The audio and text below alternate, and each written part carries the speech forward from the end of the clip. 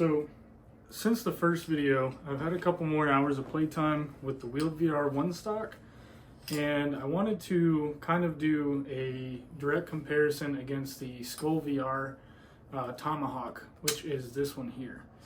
Also, the first video, if you watched it, turned out kind of shitty because I wanted to do something different and record it through the pass-through of the Quest 3 headset. It wasn't that great of a video quality-wise, but anyway, this is more of a direct comparison with the Skol VR Tomahawk gunstock. So again, WieldVR is sponsoring this video. They did send me the Onestock for review, although I'm not receiving any sort of monetary compensation from them, so it's not going to turn my opinion in any different way, but I do have a lot of big gripes and complaints with the Tomahawk gunstock, and the Tomahawk is kind of popular right now in the VR, on TikTok, on the VR side of things. So if you guys are looking into either the Tomahawk or even the Butcher for that matter, because he came out with another one called the Butcher, I would highly recommend watching this video and taking a look at the comparisons with the WieldVR and the Tomahawk. Now I do have about 200 hours of playtime on the Tomahawk, so a lot more than the WieldVR, but the complaints that I have with the Tomahawk are pretty major in my opinion. So let's just go ahead and get into it. I guess I will compare both of these in pretty much every aspect I can think of. When I got the Tomahawk, my first impressions was that it's a 3D printed gunstock. So if you guys have ever used anything 3D printed, you know how it kind of feels. It did feel kind of cheap in my opinion for 180 USD. That's pretty expensive. And the thing with 3D printing is it never, sometimes it turns out good, sometimes it doesn't. Now I will say he's got his production on this down pretty good. But let's say you wanted to take out these controller mounts, so you could use the Pro straps with it, just like playing Beat Saber or something like that. The little screws, there's screws up top here that keeps this rear controller fixed. And being that it's 3D printed, it's not perfect, and it can be a very big pain in the ass to get the rear controller grip out of here. The front one is magnetic, so that's not really a big problem. But then again, if you are playing something else like Beat Saber, it does feel kind of weird because you have this big magnet here. The one thing I will say about these Pro straps that come with the Tomahawk is that they are very comfortable. Whatever material he used for the strap cushion here on your hand, it is a very nice material. It's soft and it's comfortable. But other than the comfort of the hand straps themselves, that's about, unfortunately, where the good things end for the Tomahawk, in my opinion. Because the WieldVR Onestock, this is a production model gunstock, VR gunstock. So what that means is that this is all production materials. This isn't like 3D printed plastic. This is all made out of whatever kind of metal and plastic this is made out of, but it's not 3D printed. So the fitment on everything is a lot better. It's a lot smoother to use, and it overall feels like it's more solid quality. I don't think that the Tomahawk is going to break anytime soon, but this just feels a lot more sturdy right out of the box before I had any experience with it.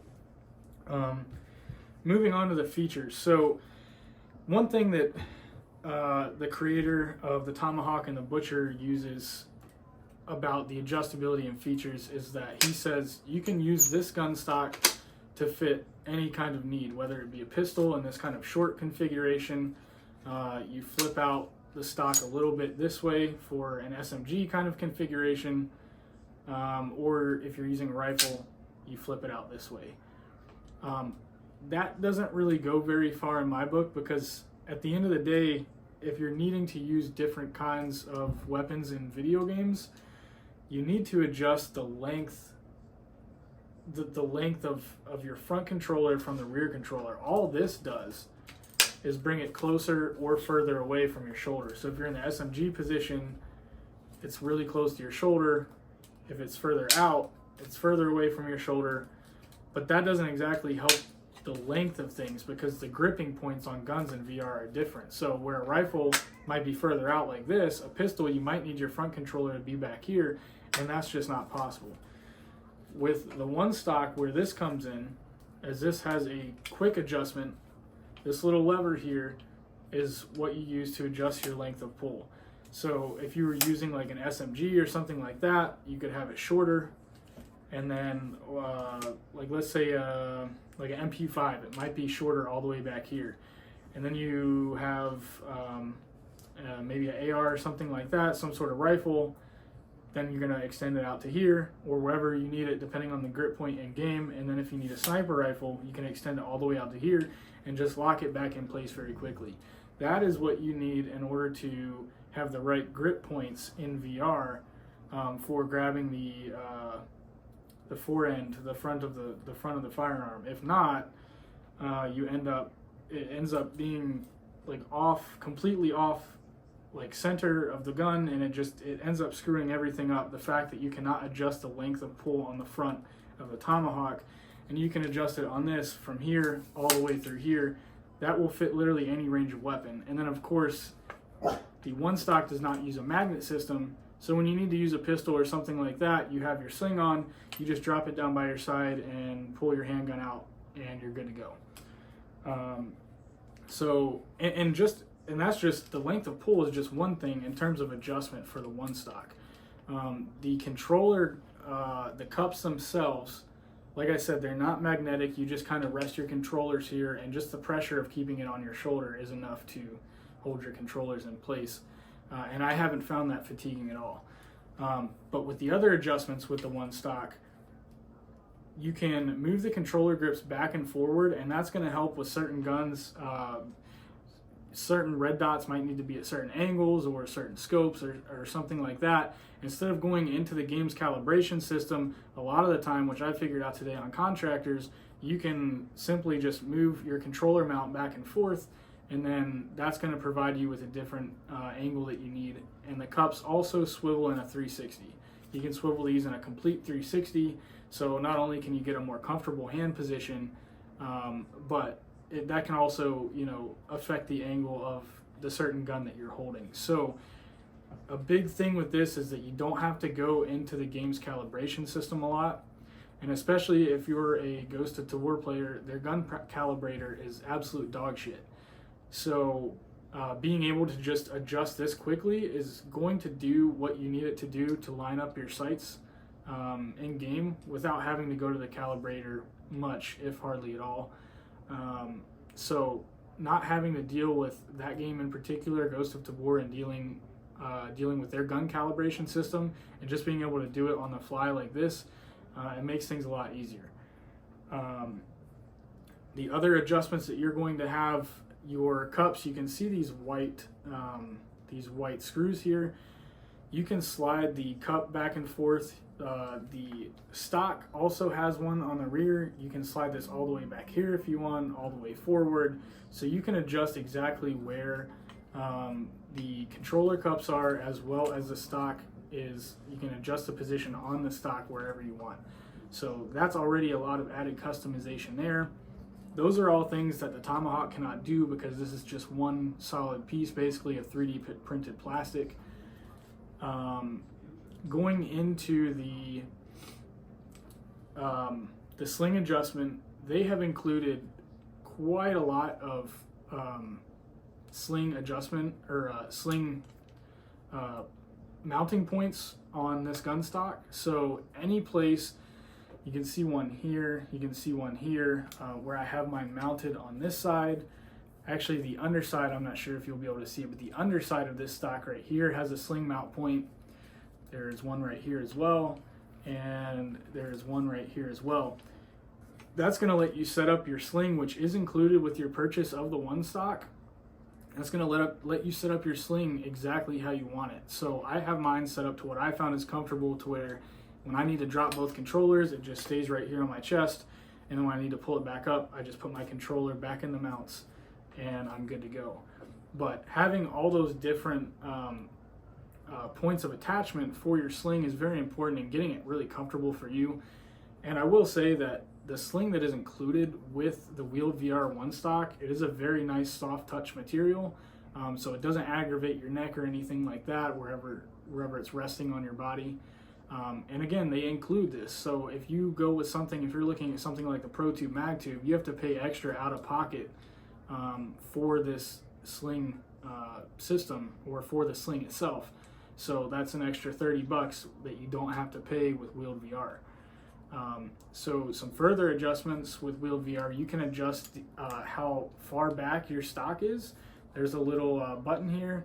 All you do is push your button and you can adjust it a good many positions back. They have 2, 4, 6, 8. So there's 8 different positions. You can go all the way back, or you could keep it all the way forward. I prefer to keep mine all the way forward. That's just what was comfortable for me. So there's 8 different points of adjustment in terms of length from your shoulder there. And then where your cheek rest is, this piece here, this is also height adjustable fully up and down. There's a little tab right here that you can push in, and this cheek rest just slides up and down. So overall, this has probably the best customization out of any gun stock on the market. And all of those things, this $180 gun stock cannot do. It's just not possible. It's one solid piece of plastic, and there's absolutely no customization here aside from, you know, pulling out the stock and making it a little longer on the rear here, which again doesn't help you in game if you need to make some sort of length adjustment. So yeah, the adjustment overall way better on the WieldVR. In terms of compatibility, I know that the WieldVR, they make controller cups that'll fit Quest 1, 2, and 3, Quest Pro, Oculus Rift, PSVR 2, HP Reverb G2, Index, and I think there's a couple others. So there's plenty of options depending on what headset you have. As far as the Tomahawk and Butcher goes, I think they are Quest 2, 3, and Valve Index. I'm not sure if he's added any more recently, but the options for the headset that you need the controller cups for are a lot more limited with the Skol VR. Performance-wise, this is kind of a big one to unpack, how the stock performs in-game. Like I said, with the Tomahawk, it is very comfortable. The straps are a nice cushy material, but that's about the only thing that it has going for it. If you play a lot of Ghost of Tabor like I do, trying to do anything in game that is kind of a hassle. And what I mean is you do a lot of climbing ladders in that game. You do a lot of rummaging around your backpack with your hands. And one thing that almost can't be done if you're a right-handed person is throwing grenades, because you can imagine this is a little bit heavier with both controllers seated inside. And if I were to go to grab a grenade off my chest rig, and I grab it off with my right hand because I'm right-handed, I pull the pin and I go to throw it, there is no throwing a grenade with this long, heavy thing in your right hand. It just doesn't work. It feels awkward, and it's just not going to happen.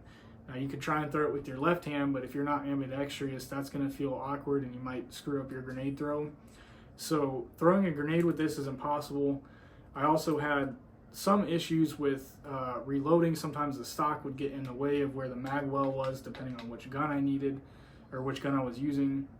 And climbing ladders is also kind of annoying, because if you're pulling up like this, climbing a ladder, you have this big weighted thing in your right hand. It doesn't exactly feel the most comfortable. If you have the WieldVR gun stock, this stock here, obviously controller cups, they're loose, so you just let your stock drop by your side, you take your controllers and you climb up the ladder, or you throw the grenade, or you do whatever you have to do, and you don't have any hindrance. The WieldVR, by the way, they did make a model, which this is the model that I have, where the controller cups, they are compatible with silicone covers like AMVR or Kiwi Pro straps, so you can use the Pro straps with the WieldVR. It's not like you're just holding a controller with no strap and you feel like you're going to throw it across the room when you go to throw a grenade. These are compatible with these with silicone Pro straps that you can get on Amazon, like I said, from Kiwi or whoever. Knocked my paper on the floor. I have some notes here. Alright, so testing and gameplay, we kind of just talked about that. But overall, I'm still not completely used to the WieldVR stock. I am better still with the Skol VR, but that's because I have 200 hours on Skol VR. I have gotten a lot more used to this in the last 4 hours that I've been using it for playtime and contractors and to war. And the only thing I really have to get used to is, since this is not a magnet system, I just have to get used to bringing the controller up and getting it in the right spot. So other than that, there's not a whole lot here that it is hard or difficult to get used to.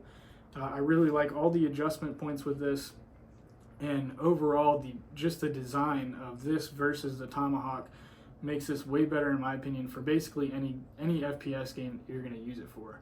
I mean, pretty much every FPS game has either grenades or a backpack system or something like that, and it just makes it so much easier to just let this stock rest at my side while I'm doing something than having to hold on to this big heavy thing and have to try and do shit with it like connected to my hand because the rear controller is fixed. It's very uncomfortable. It doesn't make sense. I think that the guy that engineered this, I think he's really done a lot of hard work, and he's put a lot of time and energy into this, and for what he's done, I think he's done a good job. But I don't think he really thought about the rear controller thing, because I mean, if you play VR at all, you would know that, or if you play VR FPS games at all, you would know that this rear controller being fixed here is going to be a problem. People buy these for FPS games, and having this connected here all the time is a huge problem. You can't do anything with your right hand, and most people are right-handed. So my final thoughts and pricing on the two, pretty sure you're going to know what my final thoughts are. I much prefer the WieldVR stock, and it'll be 10 times better once I get used to it. The quality is better, the comfort is better, the ergonomics and the usability of it is better. It provides you a lot more agility in FPS games. So overall, the WieldVR stock, in my opinion, is the much better choice, and it's also cheaper. I want to say that the Tomahawk is 180 USD, somewhere around that price point, and the WieldVR is $159.99 on their website, and it does come with the sling, so that's very nice as well. And it comes pretty much put together out of the box. There's only a couple things you have to get this to get it set up. It took me 5 minutes, and I am more than happy. So with that being said, the WieldVR right now, they are only on an invite system, meaning if you want to buy this, you have to use a creator code in order to buy one of these right now. Or you just have to join a wait list. But if you want to buy it, I would highly recommend this stock. I will put my creator code down in the description. My code is SilentPlayz. It's spelled just like my channel. But you put that in when you click on buy now on their website, and it'll take you to the page where you can then buy one of the WieldVR stocks. If you guys have any questions at all, please feel free to comment down below. If you want to know any other questions in regarding these two stocks compared to each other, let me know. Another thing is, I have absolutely no use for this stock anymore. So at 2,000 subscribers, I'm going to go ahead and give this away. This is compatible with Quest 2 and 3. So all you have to do is sub, like the video, and when we get closer to 2,000 subscribers, I will be giving away the Skol VR gun stock. So anyways, if you guys have any other questions, please feel free to let me know down in the comments, and thank you for watching.